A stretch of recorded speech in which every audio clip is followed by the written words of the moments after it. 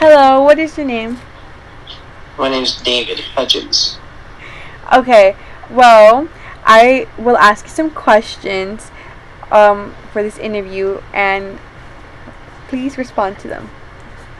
Okay, first, identify three changes to our current laws, norms, institutions that you would like to make.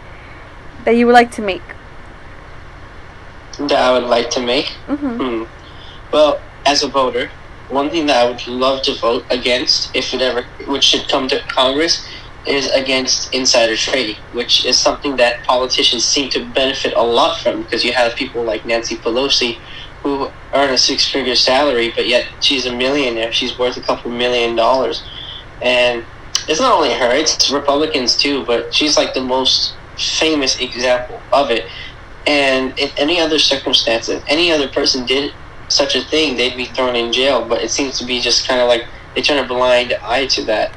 Another change that I would like to see is with immigration. It absolutely burns me up to see that, or to hear that it takes a minimum 10 years for someone to earn their immigration status, which is uncalled for, because I know this class will preach about America being built on immigrants and how America started because of immigrants, but at the same time we're denying the people who want to come over here and work hard and making their wait extremely long. So whatever situation they're trying to escape, it's worthless. I mean, it's 10 years. You might as well just stay in your country for 10 years at that point. What's the point of coming here when you're old and you can't work no more because, we have this dumb system? And let's see. So another change that I would like to see is I'd like to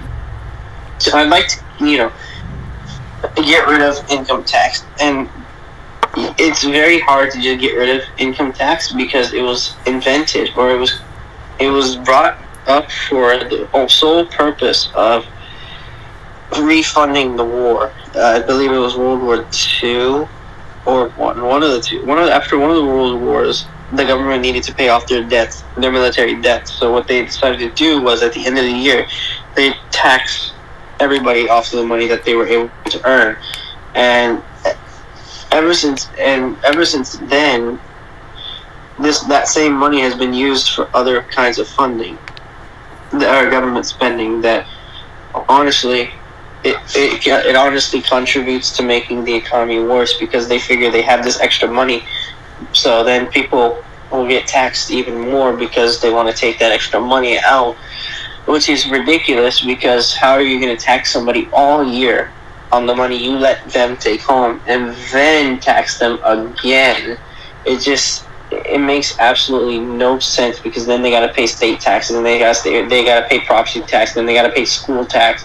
It makes it extremely hard to live, and it's because these Congress members and stuff, these politicians, they don't want to just figure out a solution to the debt. They want to just make it worse. And since they figure they have this extra income, they're going to spend it on more stupid ways. Okay, thank you. And can you explain why you chose these three things and not other things? Well, I chose these three things because I feel like they're the biggest problems that should be addressed in America right now, especially the last one, dealing with the economy, because eventually the U.S. dollar is going to lose a lot of its power. You already got countries, I think it's India, Russia, and China, that have switched away from the U.S. dollar, which will eventually make it lose its purchasing power. And in America, they keep printing more money, and that drives inflation up. So the value of the dollar just keeps going down and down. And what is their solution? Just keep printing money and spending more money. That's why people can't even afford to live nowadays, because they're going to print, because as of right now, they're printing more money, but then at the same time, interest rates are so super high that nobody can afford to purchase things. And then prices of houses, cars, even food are so inflated, and you're getting a lot less than what you could have back then. It's ridiculous.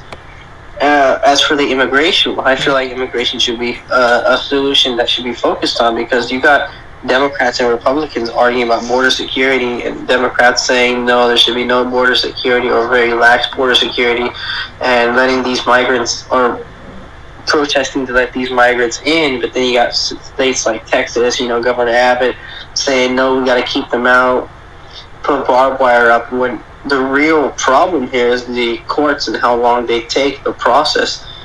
And the fact that the test is so extremely stupidly hard. I mean, they pretty much have to take an entire elementary history class just to be able to pass that test. And I guarantee you give that test to some Americans that have lived here all their life and they won't be able to answer the questions. Then the first one, when it comes to insider trading and our politicians, I think they're extremely corrupt. And I think there'll be no progress done if you have these people who stay in there for decades upon decades just doing absolutely nothing and going on vacations using the taxpayers' dollars and doing all kinds of things that are not for the interest of the young voters. And I believe, like presidents, congressmen, they should have term limits, because maybe that will encourage them to actually get more things done so they get reelected. Because I guarantee you 90% of the people in this country had no idea who Joe Biden was, and he served as a congressman for 30 years before he became president and vice president under Obama and then president now. Nobody knew who he was, but he was in Congress doing absolutely nothing. Voting against bills, voting against bills and stuff, and nobody knew.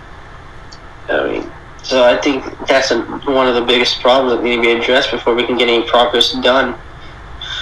So yeah, that's my answer to why I felt those three were more important than the other topics that I could have picked.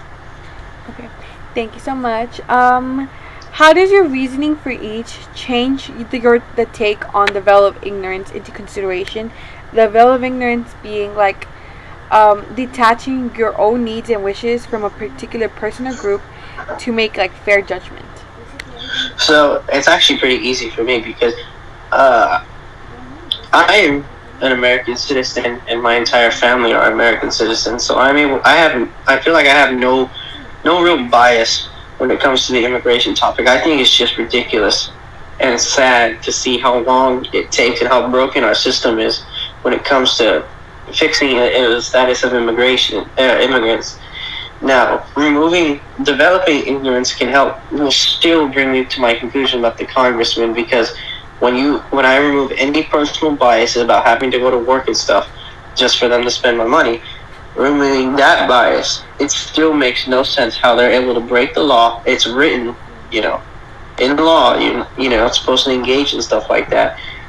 It's written in law that they're not supposed to do that. So, and there's clear proof. The IRS audits, the normal people, but they won't audit these congressmen, because, like I said, it's just a matter of common sense.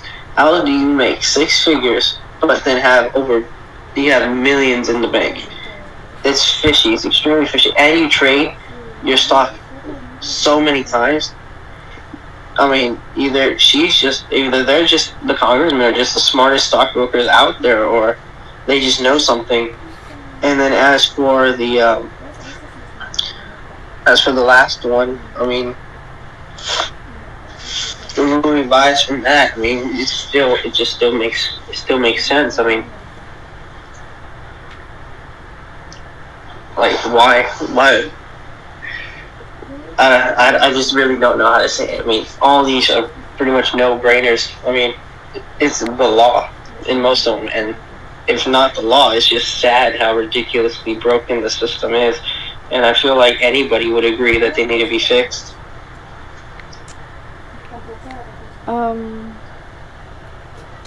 Thank you. Okay, then. Okay, just wondering, what is your positionality or frame? Meaning, like, your background and, like, information about you, like, what's your gender, your sex, race? So, I am America's worst nightmare. I'm a white male. I'm straight, and I am currently blue collar. I work as a mechanic, and yeah, I have to work for my money, and that's why I have some hostility toward the congressmen and women out there, because it's just, as someone who works, it's ridiculous seeing absolutely nothing getting done. in our government, and I work every day so hard, and nothing can get done. And every minute I just look, it's one of these politicians taking ridiculous things like mental health breaks. Like Lena Hidalgo, she took a mental health break for what? And coincidentally, she was under investigation for misuse of county funds. Like, give me a break. So that's my position. That's my personality. That's who I am. Okay. Okay. Lastly, how explain how you would address the problem of cultural hegemony for each of the changes that you propose. And cultural hegemony is like domination or rule maintained through ideological or cultural means. Can you say that last part again, please? Okay, it's like domination or rule maintained through ideological or cultural means, like social institutions. These are some examples. Social institutions that which allow those in power to strongly influence values, norms, ideas, expectations, worldview, and behavior of the rest of the society. I believe that there's really no solution that those can bring, because the problem at hand is with our upper government. So um, how can you have institutions and stuff put in place when the people in government themselves are the ones that don't want to implement those things because they like spending the money, they like doing crooked things that the American people want to prove, they like spending our money. So I think that system is actually laughable when put into these three scenarios, that they're completely ineffective and it would be the wrong thing to focus on. Okay. Okay. Well, thank you so much for your time. I really do appreciate it, and have a good day. You too. Thank you. Bye bye. Bye bye.